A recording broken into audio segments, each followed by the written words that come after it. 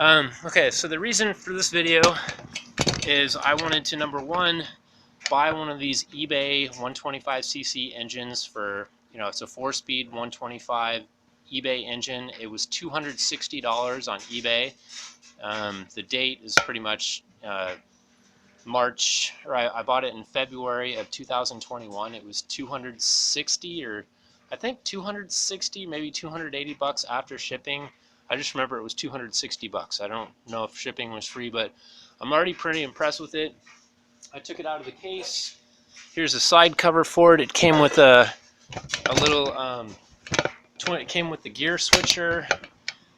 Right here, it's still in the bag. It came with the Kickstarter, and it came with one of these. I think this is a 26 millimeter carburetor meant for 125cc engines, and all the gaskets and everything, and all the electric wires and everything seemed like on the box, and it even came with a little 125cc CDI box, which is pretty cool. So it's got the carb, the CDI box, basically everything it needs to run. I haven't checked to see if the engine has oil in it, but whether or not it has oil in it, I'm going to put oil in it before I turn it on.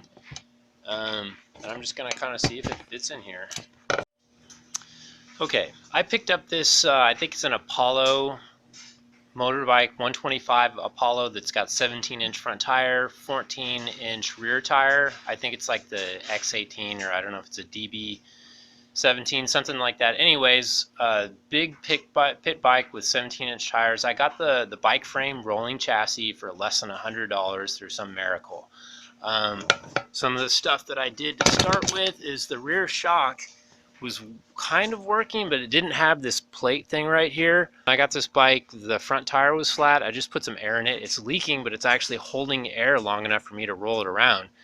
Brake master cylinder right here does not work. That thing is broken out of it, and that's actually an easy fix. I've actually have another brake master cylinder where I put a dime in there, and then I put epoxy in it and filled it up, and it filled it up with .3 fluid, and it worked just fine. Right now, that kickstand won't work unless I have something propping that bottom plate up against the frame. That's what that piece of Unistrut is for. If you watched my other videos, you know I love Unistrut. But I'm kind of looking at the bolt holes. I'm like, all right, you've got this one right here. It looks like that's gonna go right there. Okay, I just wanted to show you. I just noticed on the bottom of the engine, you've got the 1, 2, 3, 4 mounting holes, and then you look over here on this plate right here, you've got the 1, 2, 3, 4 mounting holes right there, and then you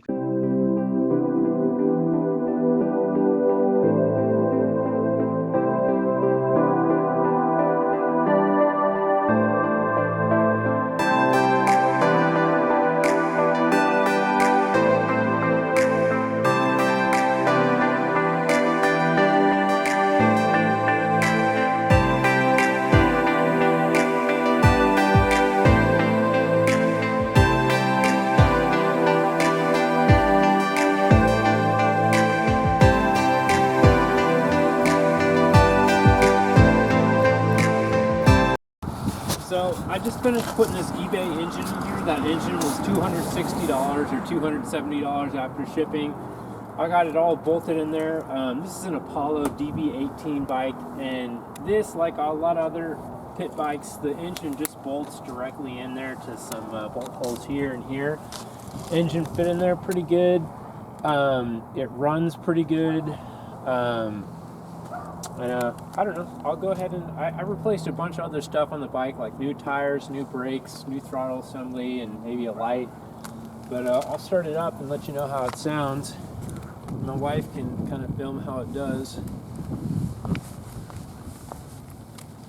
One thing about it, when you start this engine up, you can't have the clutch in. You have to have the bike in neutral and the clutch out, or else it won't start, contrary to starting a lot of other motorcycles. And the gear configuration, like most bikes, this bike only has 4 gears, and neutral is in between first and second.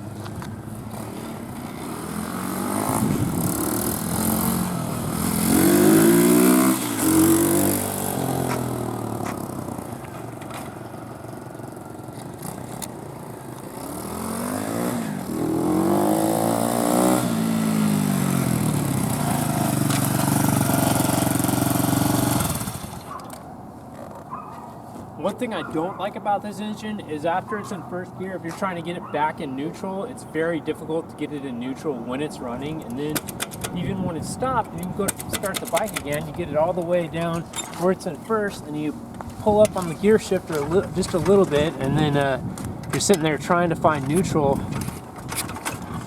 and it's just really difficult to find. It's like in between first and second. It's not as easy as like a lot of Japanese motorcycles. Right now I don't even know if it's in neutral to start it, but more than not, for 260 bucks, the neutral issue is the only thing that I don't like about it. I hooked up the light to it, and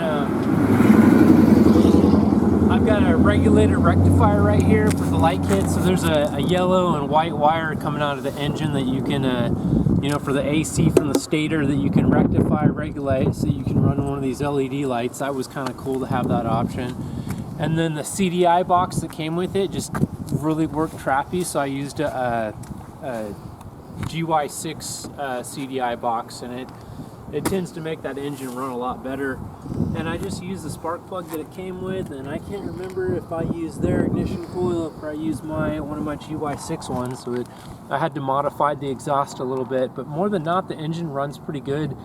If you've got like an old, what is it, like an XR70 or just like a less than 100cc Japanese dirt bike that you want to soup up, or like a CR80 or something, or if you've got one of the Chinese motorcycles that had a 125cc to begin with, and your engine goes out for some reason, I think it's a great deal to buy one of these things. I've had, you know, besides the neutral getting kind of broken in, it's been pretty good.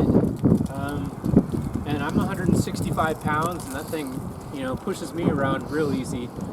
And my wife has been on about the same size engine, and she goes around on it pretty good too. I think top speed's around 40 miles an hour. But it does pretty good in this bike. And if, like me, if you have the chance to buy a rolling chassis with like 14-inch wheels in the back and 17-inch wheel in the front, it's a perfect size engine for it. So I'm trying to think something else I'd say about it. Besides, installation was pretty easy. Just make sure that you've got a good circuit diagram to look at, so you know which wires go where on the CDI box, and basic ignition wiring and stuff. Yeah, there's a bunch of stuff on this bike I replaced. The shock, the brake master cylinder, the tires, of course. Took everything out, built my own tire stand. I got another video on me building the tire, having my tire change stand and using it. And then, I don't know, I tried to find some replacement plastics for this bike. The rear one was the only one that really fit on here. I think I'm gonna have to stick with the front ones. But more than not, great deal on that eBay engine, and I would recommend it to everybody else.